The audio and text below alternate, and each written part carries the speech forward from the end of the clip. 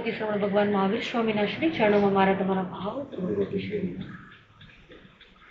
જેમના હૃદયમાં છે ભાવની ભવ્યતા, મનમાં છે મૈત્રીની મધુરતા, દિલમાં છે દર્શનની દિવ્યતા, તનમાં છે તપની તેજસ્વીતા, તેવા અનંત અનંત ઉપકારી ગુરુ ભગવાન દેવમ ગુરુની મૈયાના શ્રી ચરણોમાં મારા તમારા ભાવ.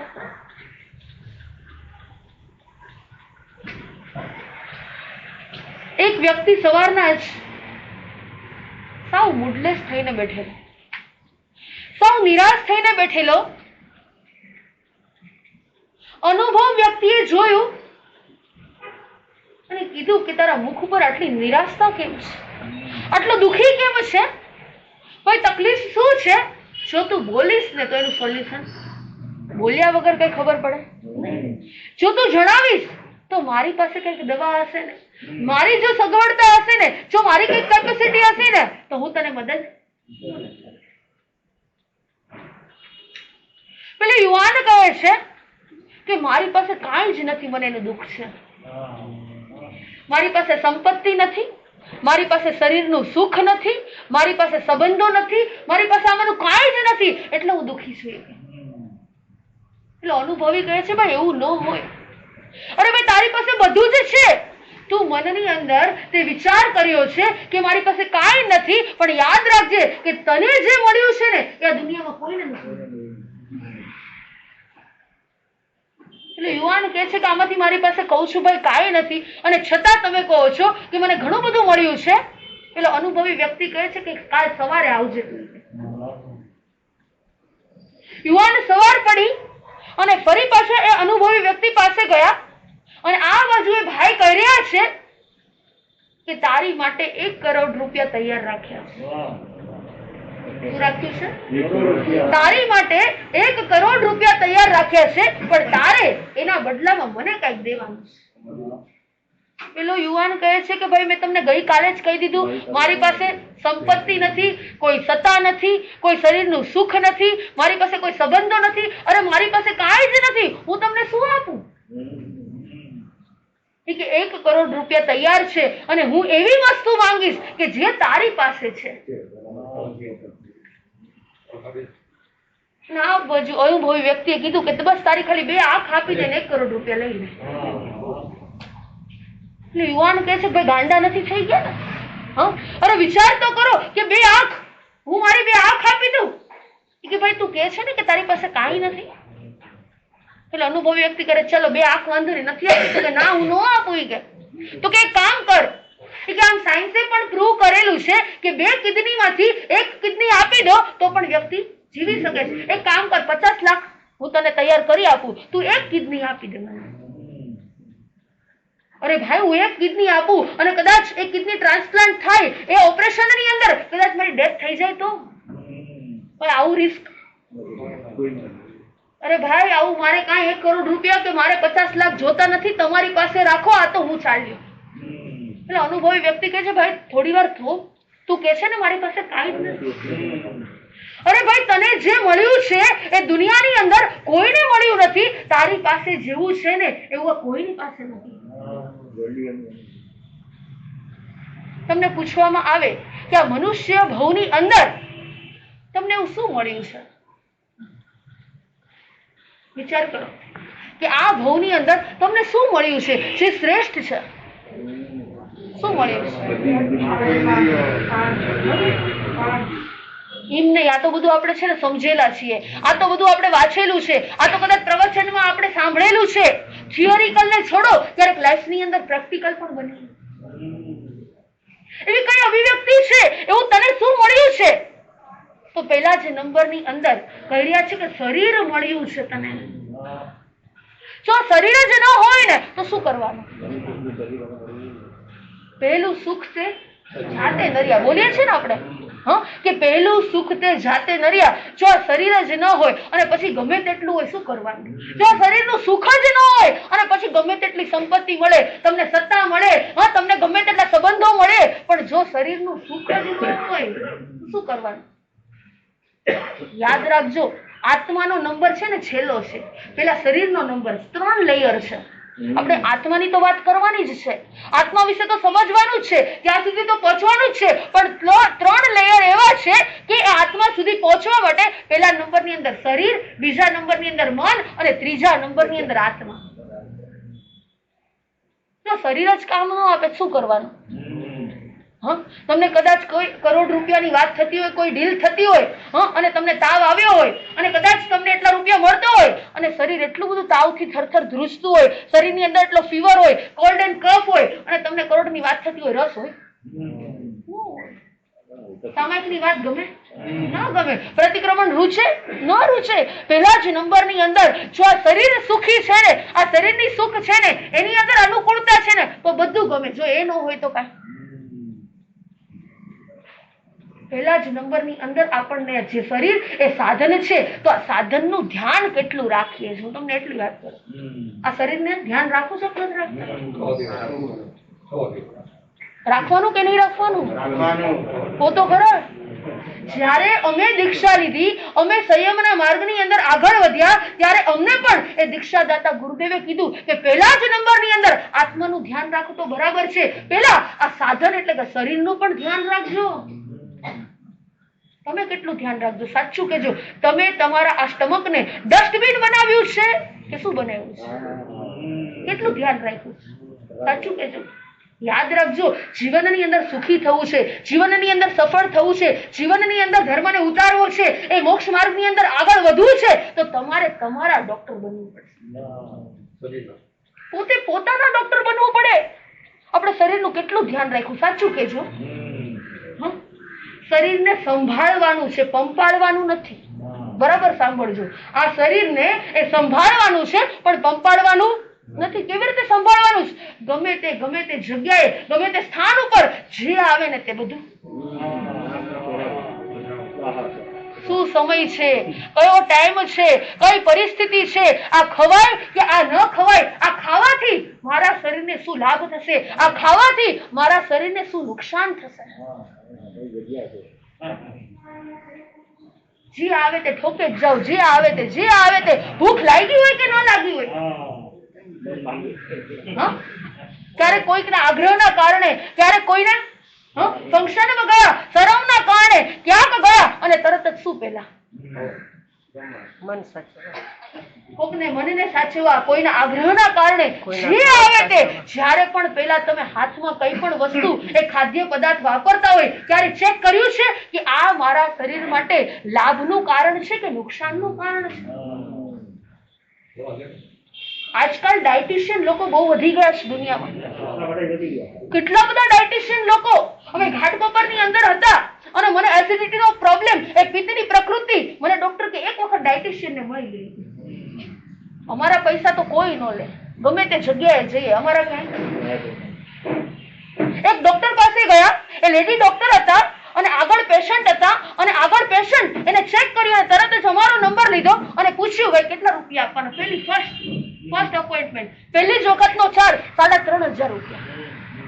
એક ડાયટિશિયન ને મળવા માટે 3,500 રૂપિયા. અને પછી મેં પૂછ્યું ભાઈ મને આવી તકલીફ છે, મારે શું કરવાનું? મને આવી જયારે આ વાપરું ત્યારે મને આમ થાય, આ વાપરું ત્યારે આ થાય. અને ડોક્ટરે એટલો સરળ ઉપાય બતાવ્યો મને કે તમારા પરદાદા ખાતા હોય નહીં તમારે ખાવાનું. બોલો, મને તો એમ થયું કે શું વાત કરે છે. મને કે કોઈ ડાયટ નથી, કાંઈ જ નથી, કે આ બધા એટલું બધું. એ કે ડાયટિશિયન લોકો આ વપરાય ને આ ન વપરાય, ઘઉં ખવાય ને આ ન ખવાય ને પેલું ખવાય ને ઓલું ન ખવાય. પણ સાંભળજો, જયારે પણ હાથમાં કઈ લઈને કે મંચુરિયન દાદા ખાતા હતા, તો કે દાદા આવું મૂકી દો. પીઝા હાથમાં આવે અને વિચાર કરો કે આ બાએ ક્યારે પીઝા ચાખ્યા હોવરો પેલા, તો કે ધાવા દો. ચૂરમાના લાડવા આવે ને હાથમાં હકા, દાદા ખાતા હતા ચૂરમાના લાડવા, ઈ ખવાય. વિચાર કરો, એ બાજરીનો રોટલો એ પીઝાની જગ્યાએ હાથમાં આવે અને પૂછો કે ભાઈ આ બા હવારના પોરમાં બાજરીનો રોટલો દૂધ જ ખાતા હતા, તો આ ખવાય, ખાવ. જે વડીલ જમતા હતા, જે વડીલ ભોજન લેતા હતા, એ ખરેખર એ ડાયટ પ્રમાણેનું જે જીવન જીવતા હતા. એટલા માટે થઈ એ 100 વર્ષ જીવ્યા. એ સાત્વિક આહાર અને ભોજનને ગ્રહણ કરતા. આપણું તો કોઈ ખાવાનું ઠેકાણું જ નથી. વિચાર કરો કે સવારે શું વપરાય, બપોરે શું વપરાય અને સાંજના સમયે શું વપરાય, લોકોને ખબર જ નથી. એક જગ્યા અમે બોચરીમાં ગયા ને સવારે 7 વાગે રોટલી શાક વાપરતા હતા. 7 વાગે ઓફિસે જવું છે ને પછી બપોર ટાઈમ મળે ન મળે એટલે એમ થાય કે એક સાથે બધું જ. અમારા ગચ્છાધિપતિ ગુરુદેવ જ્યારે પણ એમની પાસે જઈએ ને એક વખત દર્શન કરવા જેવા છે, એક વખત એમને માણવા જેવા છે, એક વખત એમને સાંભળવા જેવા છે. 81 વર્ષની જેમની ઉંમર છે, 81 વર્ષે એમને નખની અંદર બીમારી નથી. જે દિવસે દીક્ષા લીધી ને અને જેટલું વજન હતું ને આજે એ 57 વર્ષ દીક્ષા કરીએ ને એટલું જ વજન છે. વિચાર કરો, એ જ્યારે પણ જોઈએ ને એ વાંચના હોય તો પણ ભલે, એ પ્રવચન હોય તો પણ ભલે, કઈ સમજાવતા હોય તો પણ ભલે, એ ગુરુદેવ એક જ વસ્તુ સમજાવે કે કેમ પાણી પીવું જોઈએ, કેમ ખાવું જોઈએ, કેમ બેસવું જોઈએ, કેમ સૂવું જોઈએ, કેમ બોલવું જોઈએ. આપણને એમ આટલું ન આવડે,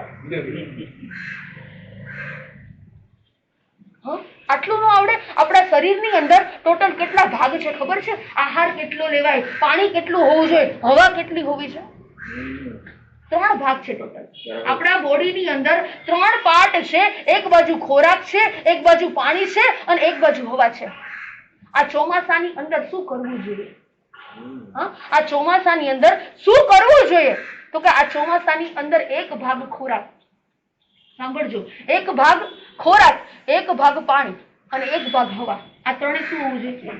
સરખા ભાગનું હોવું જોઈએ. અને શિયાળાની અંદર ભૂખ લાગે, બહુ ભૂખ લાગે, તરસ ઓછી લાગે. જોજો શું લાગે? ભૂખ વધારે લાગે. એટલે કદાચ તમે 2 ભાગ ખોરાક લો તો ચાલે, અડધો ભાગ પાણી અને અડધો ભાગ હવા.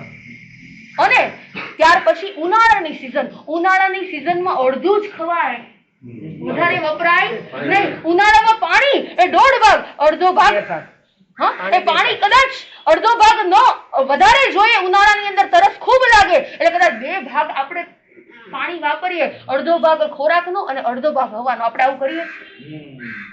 શરીરની અંદર વાત, પિત્ત અને કફ આ 3 બેલેન્સ હોય. આ 3ની જ્યારે ગડબડ થાય ને ત્યારે જ શરીરની અંદર રોગોની ઉત્પત્તિ થાય. કોકના શરીરની અંદર પિત્તની પ્રકૃતિ હોય, કોઈના શરીરની અંદર વાતની પ્રકૃતિ હોય, કોઈને કફની પ્રકૃતિ હોય. પણ ખબર કોને પડે? પોતાને. પોતે પોતાના ડોક્ટર બનવાનું છે. પોતે પોતાના ડોક્ટર બનવાનું છે. આ શરીર છે ને એ સાધન મળ્યું છે, એને સંભાળવાનું છે પણ પંપાડવાનું નથી. જ્યારે ખાતા પીતા વિચાર કરો કે આ મારા શરીર માટે નુકસાન કરતા છે કે આ મારા શરીર માટે ફાયદાકારક છે. આ મારા શરીરને વાપરીશ તો આ શરીર એ સાધન છે, એના દ્વારા હું તપ કરી શકીશ. આ શરીર છે એના દ્વારા હું સાધના કરી શકીશ. આ શરીર દ્વારા હું આરાધના કરી શકીશ. પહેલા જ નંબરની અંદર જ્યારે આહાર વાપરો ને ત્યારે વિચાર કરો, એમને વાપરો નહીં. જીવનની અંદર જો સુખી થવું હોય ને, જો સારું જીવન જીવવું હોય ને તો શરીરની સંભાળ જરૂર રાખો, પણ એને પંપાડવાનું નથી.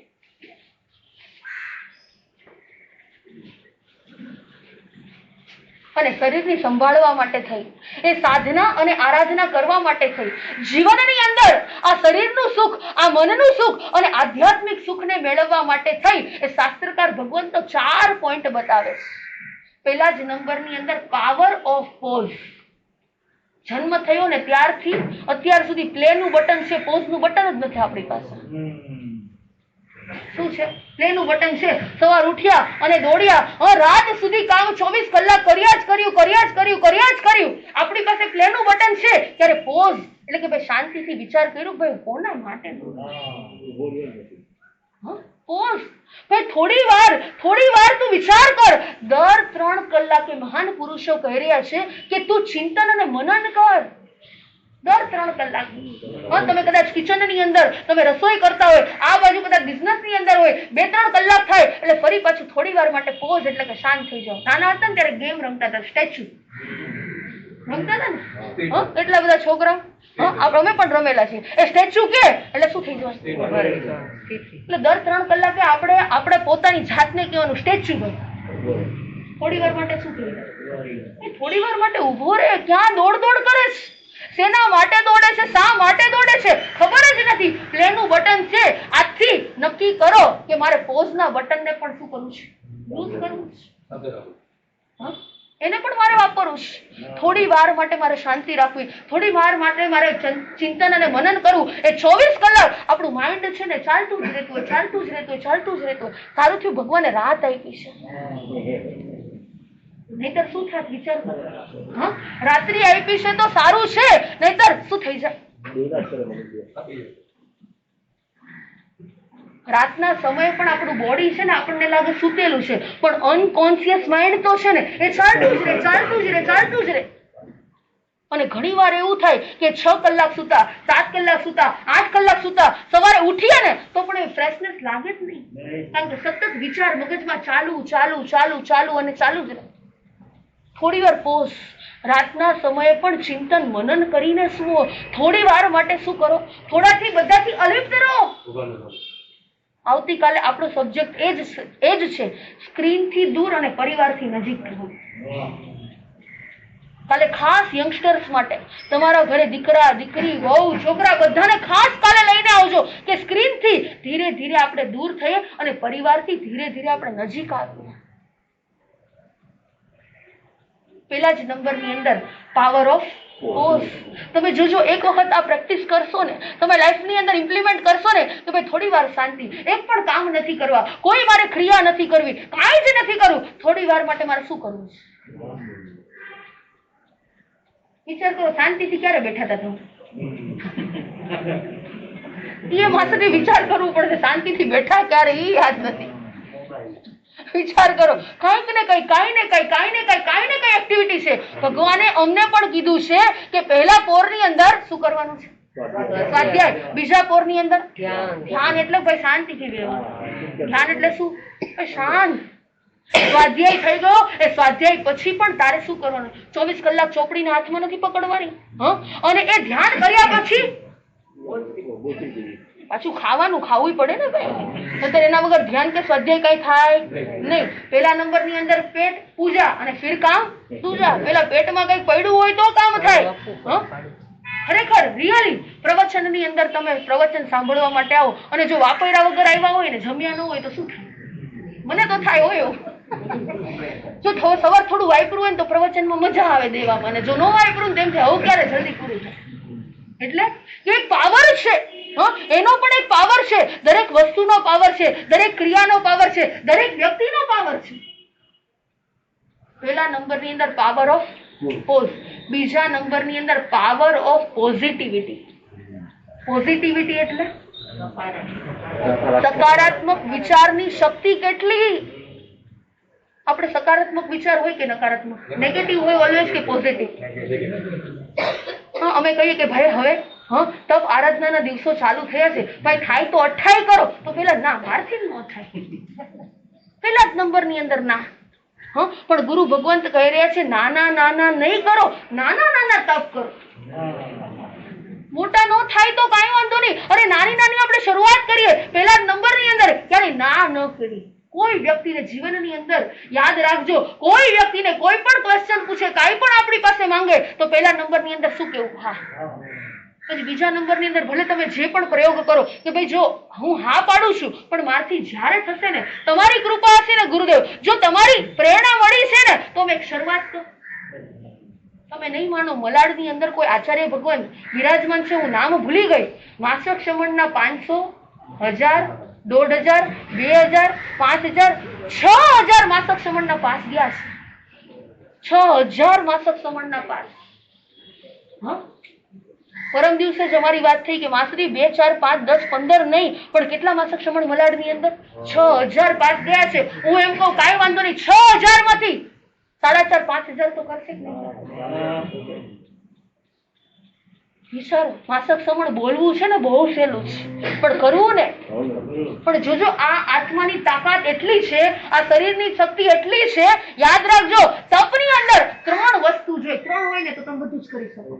પહેલા જ નંબરની અંદર માઇન્ડનો કંટ્રોલ, બીજા નંબરની અંદર ટંગનો કંટ્રોલ, અને ત્રીજા નંબરની અંદર તમારા બોડીનો કંટ્રોલ. આ 3 વસ્તુ હોય ને તો તમે કરી શકો. અમે આ વખતે ચાતુર્માસ આવ્યા છીએ ને, તો અમારી બસ એક જ પ્રેરણા છે. અમે મોટા મોટા તપ તમને નથી કહેતા, અમે મોટું મોટું તમને નથી કહેતા, પણ ઘર દીઠ 1 28 અમને આપજો ગિફ્ટમાં. ઘર દીઠ 1 28. ખાલી 8 ઉપવાસ, બીજું કાંઈ વધારે નથી માંગતા. આ તો હસવા માંડ્યા બોલ, ખાલી 8. વાંચો કરવા નથી કેતા. અમારા મામા આવી ગયા કે હું પેલી 28 કરી કે મને સારું થઈ જાય એવું કઈક કરો. સાચી વાત છે.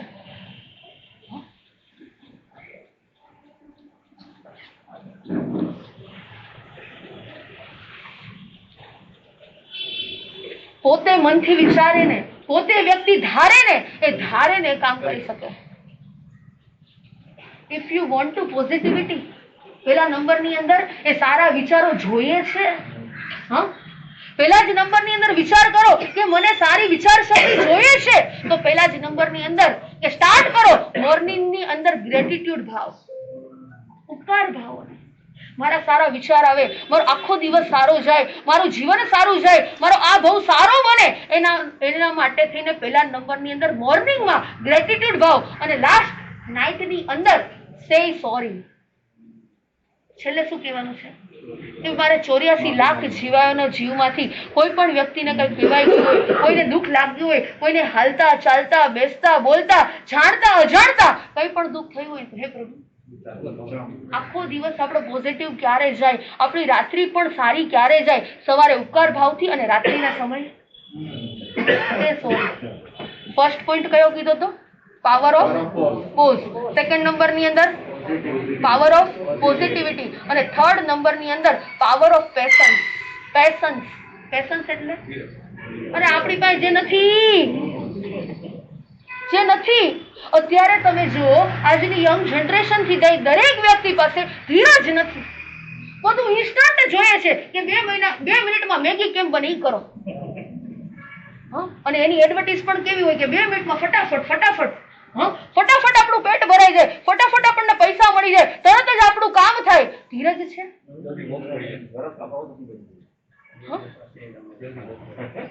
ચાણક્યના નીતિશાસ્ત્રની અંદર લખેલું છે, ચાણક્યની વાત એવી છે કે બધાને રૂચે નહીં, બધાના મગજમાં બેસે નહીં, પણ જે વ્યક્તિ પાવરફુલ હોય ને એને ખબર પડે. ચાણક્યએ એની અંદર લખેલું છે, જો પોતે કઈ યુદ્ધના મેદાનમાં ઉતર્યા નહોતા.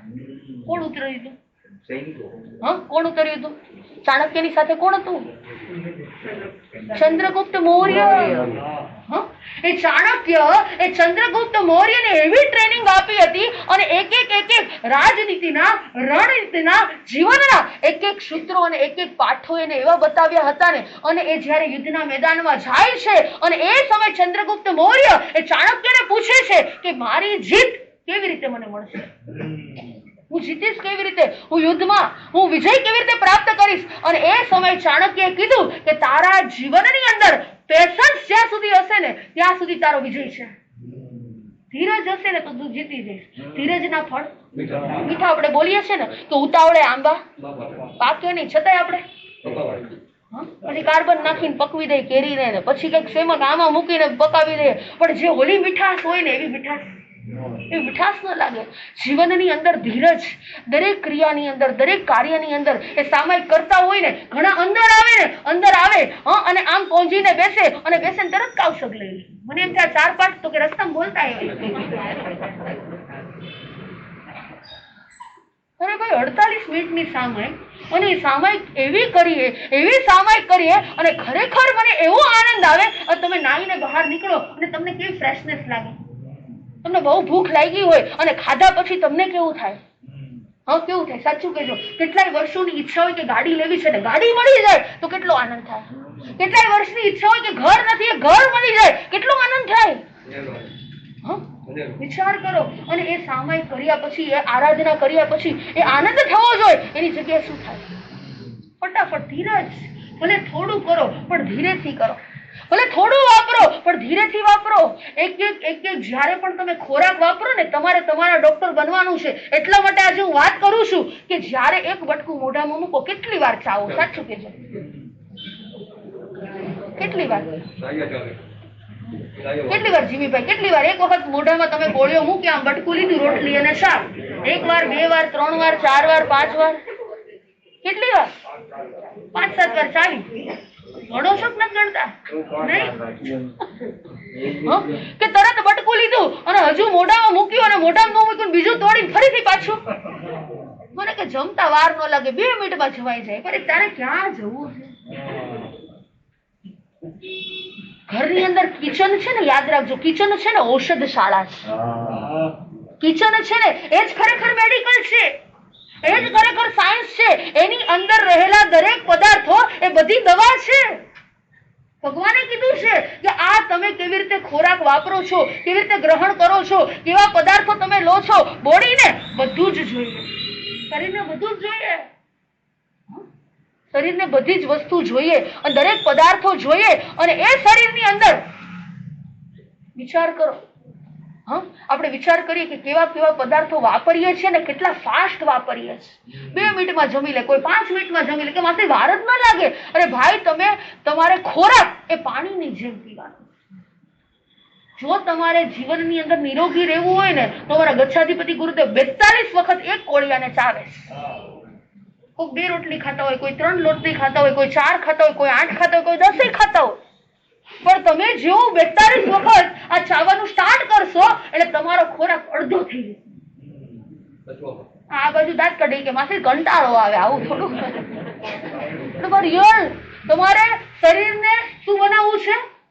હેલ્ધી બનાવવું છે, નિરોગી બનાવવું છે, શરીરની અંદર સાતારે એ પ્રયોગ કરવા છે. તો 42 વખત ચાવો. અને પાણી કેવી રીતના પીવો? સાચું કે આમ ઘરે ગયા હોય, તરસ લાગી હોય ને ફટાફટ આમ 1 ગ્લાસ ઉપરથી તરત શું કરો? ઘટ ઘટ ઘટ કરી અને આપણે પી જઈએ. પણ ભગવાને કીધું પાણીને કેમ પીવાનું છે? તો કે ચાવી ચાવીને પીવાનું. એક ઘૂંટડો ભરીએ, ફરીથી મોઢામાં મૂકીએ અને ફરી પાછું નીચે ઉતારો. ફરી પાછો એક ઘૂંટડો આપણે લઈએ, ફરી પાછો આખા મોઢામાં આપણે ફેરવવાનો છે અને ફરી પાછું નીચે પાણી. કારણ કે આપણા મોઢાની અંદર જે લાળ છે ને, લાળ શું છે? લાળ.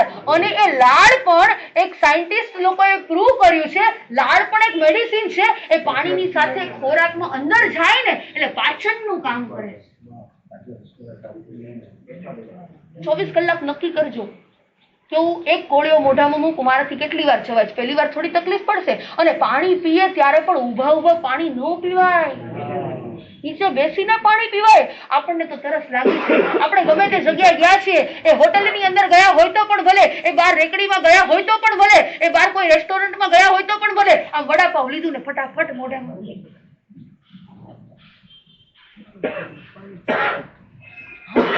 એ પાણીપુરી કેવી રીતના વાપરો?